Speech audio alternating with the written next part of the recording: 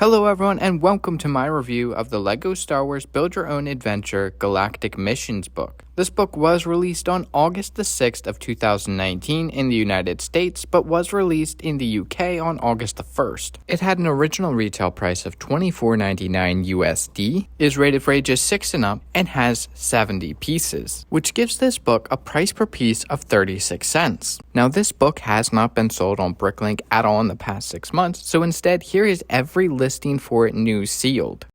So the back of the book has all the typical legal information that you would expect on the bottom. It also gives you a breakdown of how the book kind of functions, and it even gives you some teasers about some of the models that you could build using this book. Now this big box actually contains 2 books inside of it, and you're going to simply pull. They're not secured in any way. Now on the front of the book that contains all the parts, you get a list of all the parts contained inside. And on the back of the book, you get some nice artwork of Jakku with some little mini models and a stormtrooper. Now to open this book, either safely cut this sticker or just peel it. And then from there you give it a light pull and it pops right out. Now from there you simply lift up this flap and your pieces are located directly underneath of there. Now inside of your book you'll find this cardboard rectangle, and this is just to help the book keep its shape. Also inside of your book you will find this bag that has the name The Lego Group. It also has the age rating of 6 and up, piece count of 70, and a part number of 11920, which is actually searchable on Bricklink. And then the back just has your standard product information and warnings. Now, if you're anything like me, you might be thinking to yourself, well, where are the instructions to build the cloud car? And they are found in the very back of your book. Not the front, not the middle, the very back. So here's your first look at the cloud car with Bespin guard. And overall, I think this thing has a pretty good build, especially just for being an inclusion with a book. But let's first talk about the minifigure, the Bespin guard.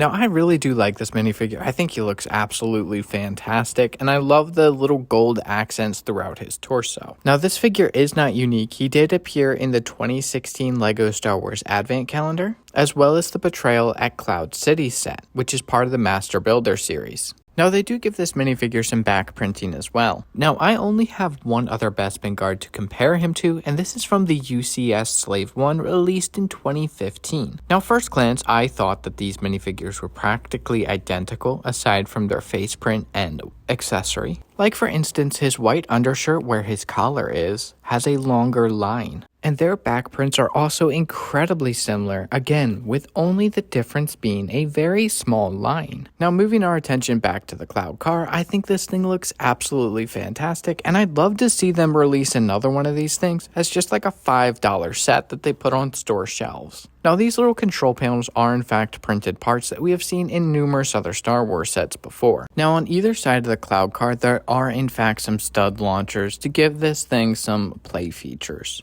And I think it gets the job done well. This is a 70-piece set, so I can't expect the world when it comes to play features, and this functions perfectly. Now when it comes to the overall shaping of this cloud car, I think they did a great job at this scale. I think it has a lot of nice curvature to it that really captures the look of the cloud car that we see in universe. And I love the fact that you can actually put a minifigure in the cockpit. And now we can turn our attention to the main book itself. And I really like the cover art on this. I think it's very vibrant, very kid-friendly. It just feels fun. And the back of the book is no different. It almost feels very comic book-like, while also kind of giving you a teaser of what's in the book itself. Now, cracking the book open, the first thing you're going to be greeted by is this table of contents. The next section is dedicated to meeting the main character of this book, the Bespin guard that is included with this set, and setting up the book for its adventure. The next section is all about how the book actually functions and how your child or yourself are going to interact with it. Now right away the book tells you that this book is going to try and spark creativity. It's going to show you some models that hopefully inspires you to create something from your own imagination. Now right away this book sets up the fact that it is not going to show you how to build these models step by step because you might not have those same pieces in your collection and they don't want you to get discouraged. So specifically it's going to show you breakdowns of models, features, and give you useful building tips. So you also get these sections called What Will You Build, and that's to give you even more ideas of what to build than what's on the page. Lastly, it tells you that if there are any special parts or features used on a particular model, it is going to annotate that. So for instance, if they use a printed part, they are going to tell you that that part is printed.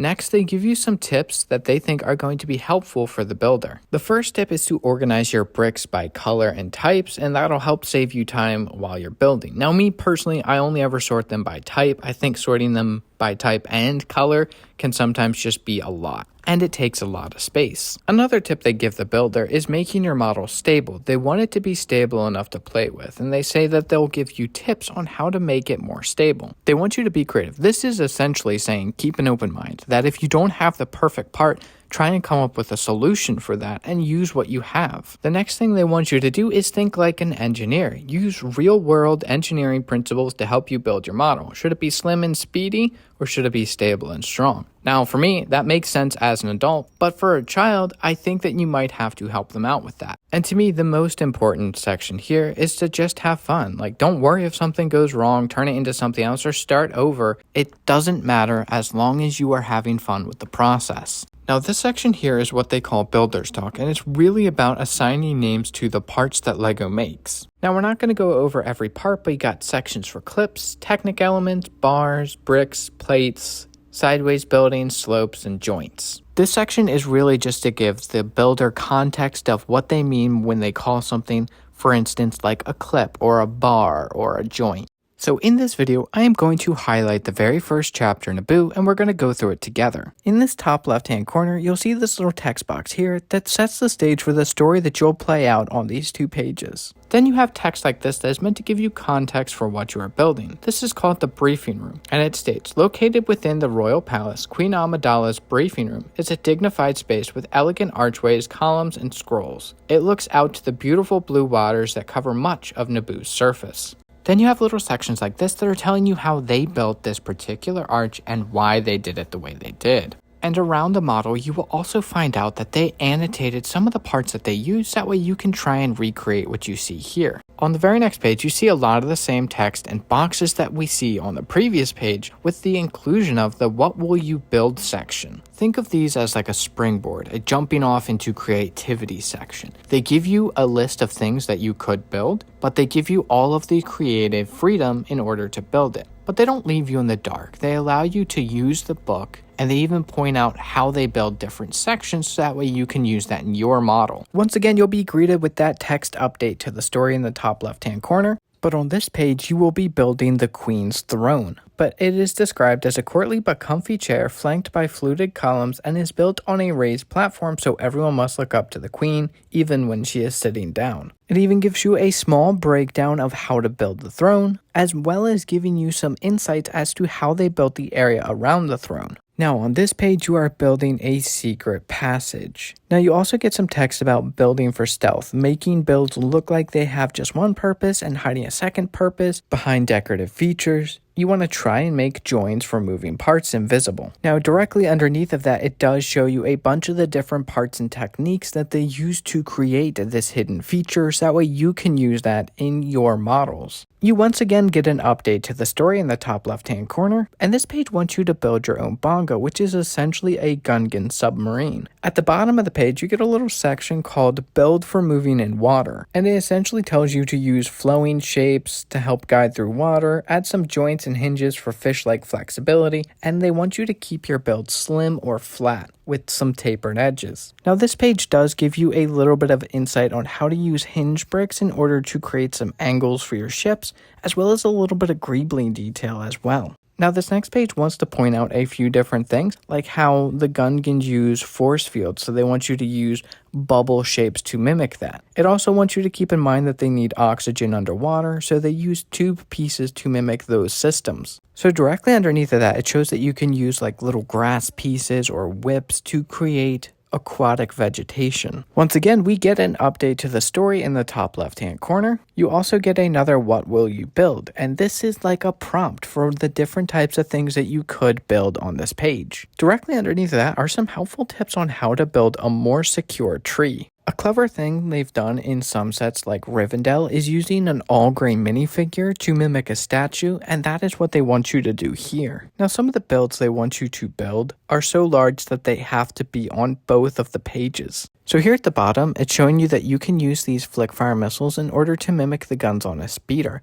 showing your young builder that they can use parts to be something that they weren't originally intended to be. And on our last page, we get the final update to this chapter on Naboo. So this page here has you building this drop pod which controls battle droids, and there's a lot of clever part usages that they suggest here. And once again, you will see that what will you build section giving you some prompts to build while also giving you freedom. And then at the bottom, it has you build this little tank here. And as far as instruction goes, this pretty much gives you the clearest instructions that we have seen so far. And there are 4 more chapters just like this. You have one for Corellia, one for Scarif, one for Bespin, and one for Jakku. And that is essentially the whole book. But I think it's worth mentioning the humor in this book. Now, a lot of them are just play on words or puns. Some of these aren't very funny, while some of them are genuinely funny. I personally feel that Chapter 2 on Corellia and Chapter 3 on Scarif are the strongest chapters when it comes to humor, but I definitely think that kids are going to find this book to be very funny. And I think it helps the book out a lot to have a nice splash of humor to kind of break up the monotony of just building. So instead of just flipping through the book, I decided to challenge myself with this random scoop of Legos from my collection to build one thing from every chapter. So let's see how I did. So the first thing I chose is the conference room. Now, as you can see, it does not match what you see in the book perfectly, but it captures the essence, and I wanted to throw my own flair in there as well. The next thing I chose is this speeder from Chapter 2. And once again, I don't think it captures the look of what we see in the book perfectly, but I think it gets the job done. The next thing I chose is this beach ice cream stand. And I didn't really have a base plate big enough in order to build an ice cream stand, so I just had this one guy with a microphone in place of an ice cream cone, and I built a little beach scene to go along with it. Our next inspiration is Lando Calrissian's living quarters. And as you can see, I built a living quarters. It just looks nothing like it does in the book. I just didn't have the parts for it. And our last inspiration is this Star Destroyer. Now this one I think I did a pretty good job when it came to capturing the look of a Star Destroyer with a random pile of parts.